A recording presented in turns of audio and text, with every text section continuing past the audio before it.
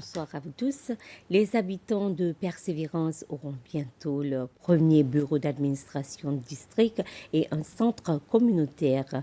La première pierre du projet a été posée hier pour marquer le début des travaux de construction. L'objectif de ces deux projets modernes est de répondre aux besoins de la communauté de ce district. Le président Wivarum Kalawan, la ministre des collectivités locales et des affaires communautaires, Rosemary Waro, ainsi que la députée à l'Assemblée nationale de Persévérance, Deschila Bastienne, ont eu l'honneur de poser la première pierre. Et cela a été suivi par le dévoilement d'une plaque commémorative et la signature d'un contrat avec l'entrepreneur King Jang International Say Group. Le coût total de ces deux projets est estimé à environ 13 millions de roupies et la construction devrait durer environ un an.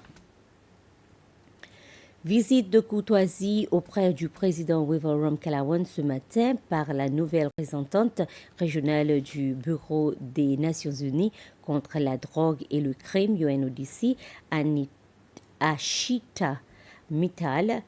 Ils ont brièvement discuté des projets de UNODC et de la possibilité d'un soutien dans les efforts des Seychelles pour lutter contre la drogue et la criminalité.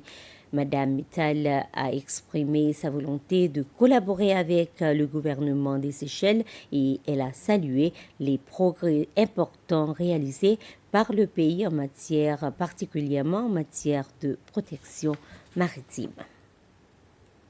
La Banque centrale a pris la décision de maintenir le taux de la politique monétaire à 1,75% pour le deuxième trimestre de 2025, une décision annoncée lors d'une conférence de presse ce matin. Le deuxième vice-gouverneur, Brian Comitan, a déclaré que cette décision vise à promouvoir la stabilité des prix domestiques. Signalons que ce taux est basé sur les transactions financières entre la Banque centrale, les banques commerciales et les autres institutions financières.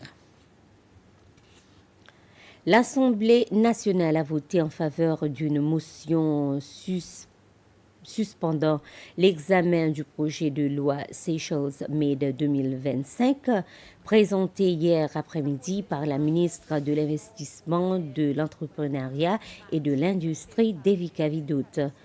Cette décision fait suite à un désaccord de l'opposition concernant la proposition du dirigeant des affaires gouvernementales à l'Assemblée nationale, Bernard Georges, visant à modifier certains aspects du projet de loi.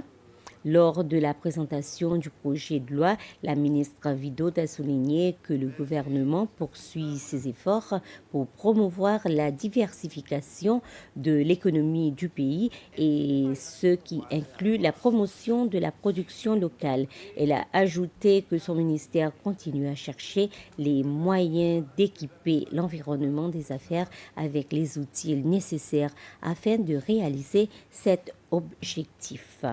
Et toujours à l'Assemblée nationale, le ministre des Transports, Anthony Dejac, a déclaré qu'Air Seychelles, comme toutes les autres compagnies aériennes, rencontre parfois des petits problèmes techniques.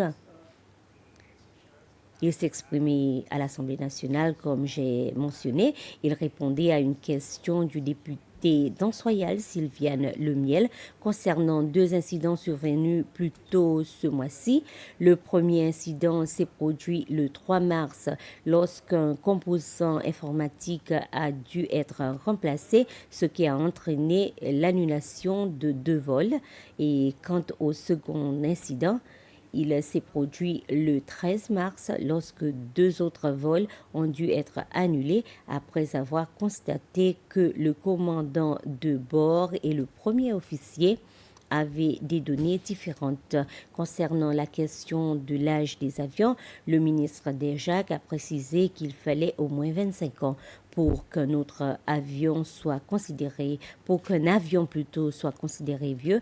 Les deux avions d'Air Seychelles n'ont que 6 ans. Et voilà, nous sommes arrivés à la fin de ce flash. Prochain rendez-vous à 19h.